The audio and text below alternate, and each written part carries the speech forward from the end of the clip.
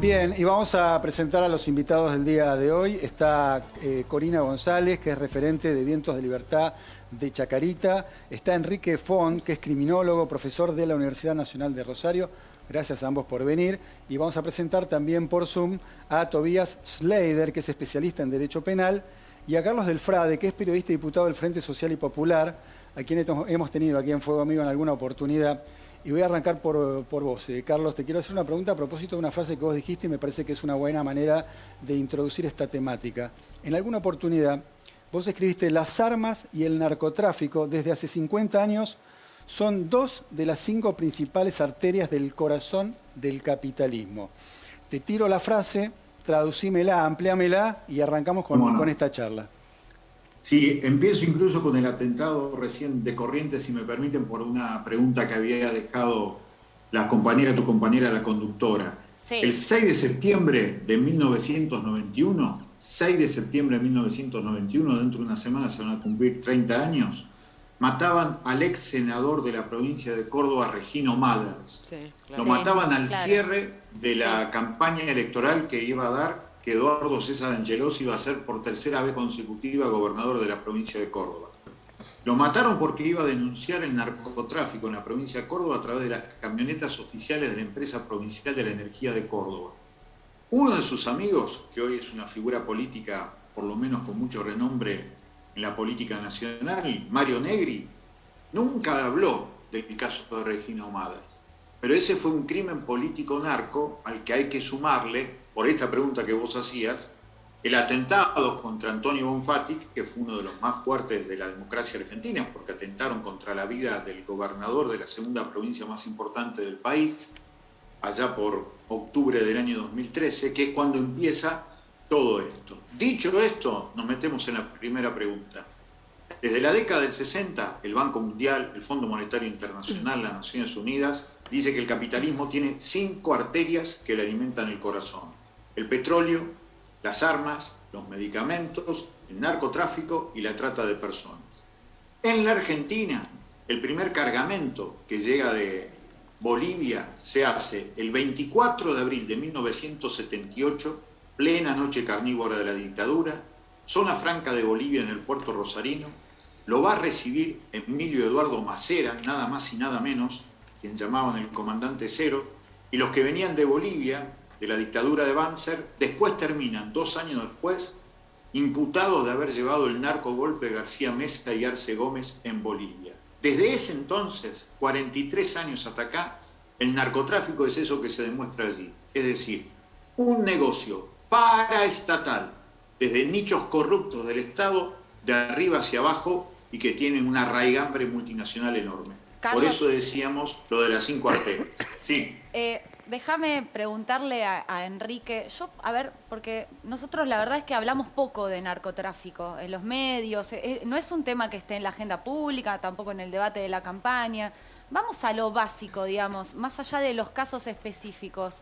Contanos, ¿quiénes son los que ganan plata con el narcotráfico? ¿Cómo se blanquea ese dinero? ¿Y cuáles son los vínculos en la Argentina con la política?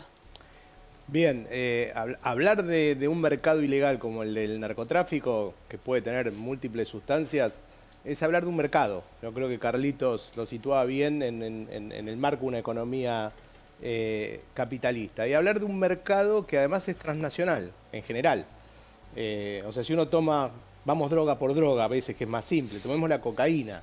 Hay todo un momento de esa economía ilegal que es la producción, ¿no? Concentrada fuerte, Bolivia, Perú y Colombia, con muchas transformaciones, con cambios en la lógica de producción y en los últimos años con un aumento significativo de la cantidad y la calidad, ¿no? La tecnología llega también a la producción agropecuaria ilegal. Después tenés otro componente clave de los mercados ilegales internacionales, que son las rutas, por dónde se mueven esas sustancias, hacia dónde. Para que no exista el contrabando pequeño, pero el grueso se mueve igual que se mueven las cargas legales.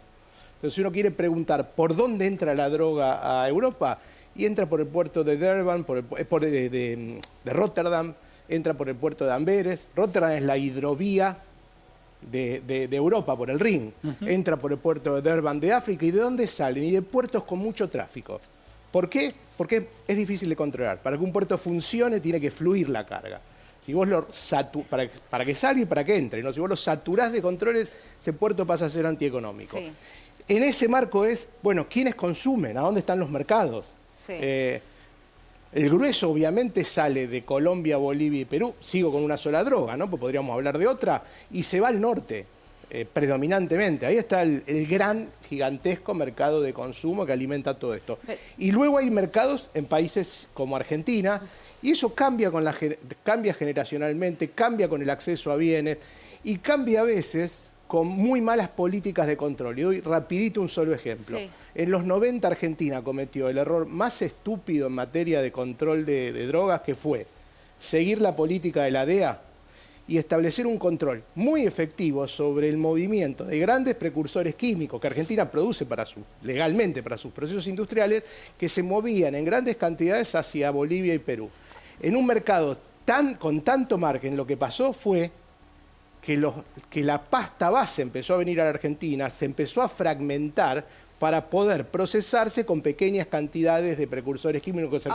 Y eso produjo una catástrofe en Argentina. Enrique, todo esto que vos estás describiendo, y después abro el juego al resto, pero yo que sigo judiciales, las grandes causas que tienen que ver con drogas no tienen que ver con bandas grandes de narcotraficantes. Son narcomenudeo, pibes criminalizados por porro o por otras drogas, digamos, pero en pequeñas cantidades. Ahora, los narcotraficantes que mueven muchísimo dinero no son juzgados, no recuerdo casos grandes en Comodoro Pi por esto.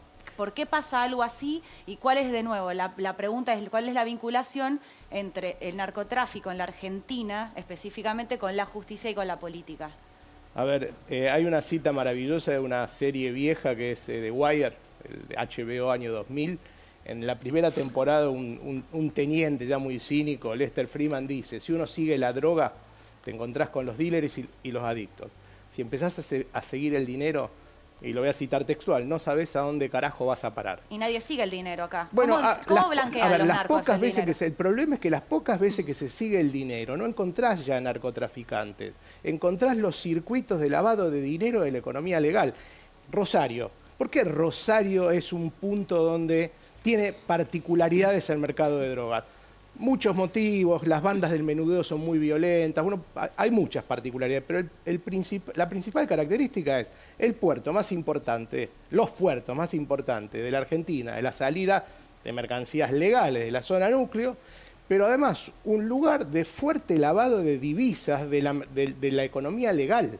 Fíjense que ahora que el Ministerio de Seguridad de la Nación le empezó a poner el ojo al contrabando de cereales, ¿no?, que salen de acá para volver a entrar al país y exportarse, el volumen del agronegocio legal es mucho más grande que el volumen del menudeo de cocaína, pero esos dineros se encuentran no en los barrios populares, no donde están los tiros, no donde se reclutan los pibes, sino en nuestro Puerto Madero, en Rosario, ¿no? Muy interesante. Y no se llega nunca. ¿Sabés cuándo se llega a eso? Cuando por error, y hay algunas causas en Rosario, se pegan 3 o 4 tiros narcos de sectores populares, les están escuchando los teléfonos y en alguno de los teléfonos aparece a dónde van a comprar dólares. Bueno, es muy interesante. Déjame preguntarle a Tobías, pues es interesante lo que vos estás marcando. Le quiero preguntar a él, que es el especialista, ¿a quiénes detiene la policía? Digamos, ¿quiénes son aquellos que de alguna manera son castigados en todo este proceso? ¿Los narcotraficantes, los usuarios? ¿Qué dicen las estadísticas? Ahí está la clave, y lo que decía aquí que recién es muy importante. En Argentina estamos tocando 2 de los temas más importantes vinculados con la seguridad en la Argentina, las drogas y las armas, que cuando se suman, por supuesto, se potencian en sentido negativo.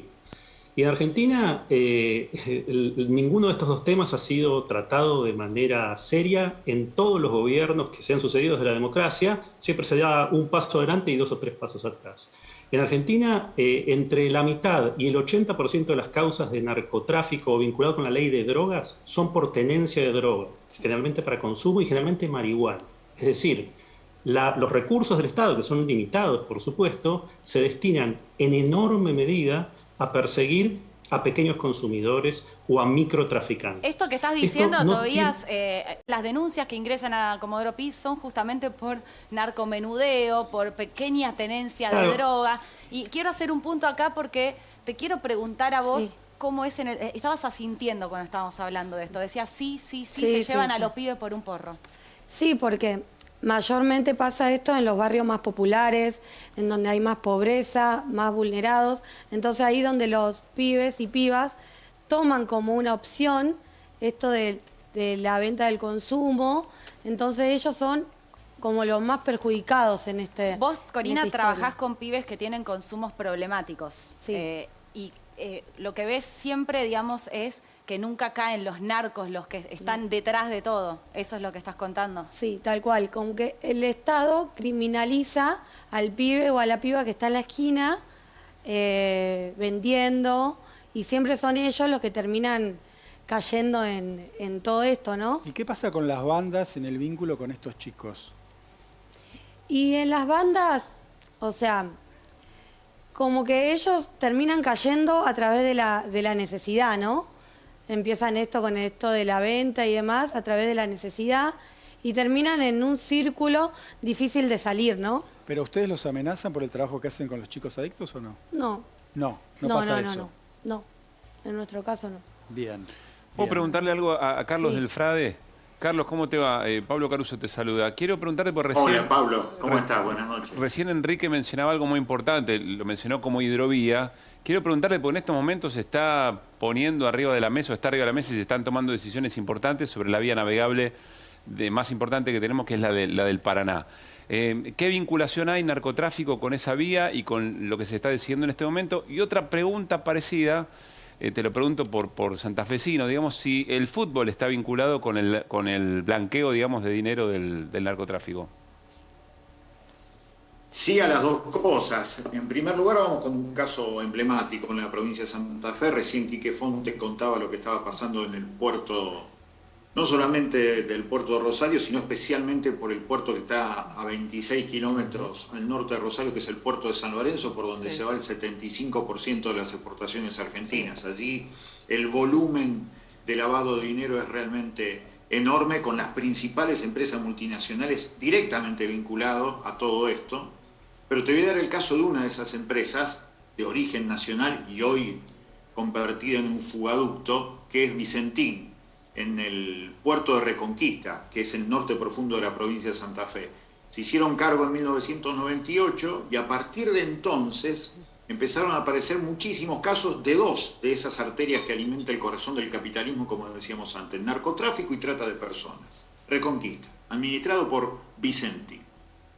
Esto forma parte de lo que significa que los dueños de los puertos, que verdaderamente es el pueblo, terminan siendo los inquilinos, es decir, estas grandes empresas. Prefectura no se mete, es cómplice, la aduana mira para otro lado generalmente, y tenemos contrabando, evasión y tráfico de lo que significa armas y drogas. Fíjense lo que pasó en febrero de este año. Por una ley vigente todavía de la dictadura, la democracia está encorsetada con 500 leyes que siguen vigentes de la dictadura hasta acá, la ley de inversiones extranjeras. Cuando la bodega del barco está cargado y va por el tránsito del río Paraná, no se la revisa. Por eso sucede lo que dice Quique. En febrero de este año salieron 16 toneladas de cocaína. O sea, ¿nadie revisa los barcos al día de hoy? O sea, no, cuando están en circulación, nadie. Y es allí en donde también aparece el contrabando de armas, que viene, por ejemplo, de Alemania o de Estados Unidos y se ensamblan en Rosario o en el norte de la provincia de Buenos Aires y terminan, ahí sí, en los grandes carteles de Brasil que siguen trabajando en San Pablo o en Río de Janeiro. Es decir, la zona del lavado de dinero está directamente vinculado a los puertos. Y ese dinero después se recicla, por supuesto, en el central. Bien. Y eso siempre tuvo que ver también con esos mecanismos de lavado de dinero, como recién preguntaba.